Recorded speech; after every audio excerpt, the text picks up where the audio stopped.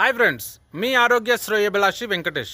మిత్రులారా, మనం వాటర్ గురించి మాట్లాడుతున్నాం. ఎప్పుడైతే మన కళ్ళు డీహైడ్రేషన్కు గురవుతాయో అప్పుడు మనకు కార్నియా ఎడిమా అనే సమస్య మనకు గురవుతుంటాము. అంటే కార్నియా ఎడిమా అనేది ఒక నీళ్ళ ద్వారానే కాదు, ఇది కూడా ఒక కారణం అది రావడానికి. అదే కాకుండా ఎప్పుడైతే మనం డీహైడ్రేషన్కు గురవుతుందో మన కళ్ళు ఈ నీళ్ళు తక్కువైనప్పుడు ఈ పర్పుల్ అనేది నీళ్లను దాచిపెట్టుకోవడం జరుగుతుందన్నమాట. మరి ఈ కార్నియా అనేది ఏం చేస్తుంటుంది, ఇక్కడ మన కళ్ళల్లో ఎలాంటి దుమ్ము ధూళి ఏమైనా పడితే దాన్ని క్లీన్ చేసుకుంటుంటుంది. అలాగే లోపల ఏమైనా డిస్టర్బెన్స్ చేస్తున్నా కూడా అది క్లీన్ చేసుకుంటుంది స్వతహాగా, దానికి అది చేసుకుంటుంది అనమాట.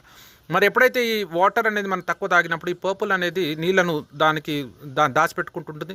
మరి దీనికి నీళ్ళు రాకపోవడం వల్ల ఇది క్లీన్ చేయడం అనేది సాధ్యం కాకుండా అయిపోతుంది అనమాట.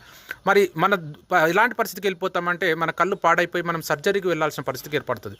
మరి అలా కాకుండా కళ్ళు మీరు ఆరోగ్యంగా ఉండాలనుకుంటున్నారా? అయితే మీరు నన్ను సంప్రదించండి. బయోలో నా నంబర్ ఉంది.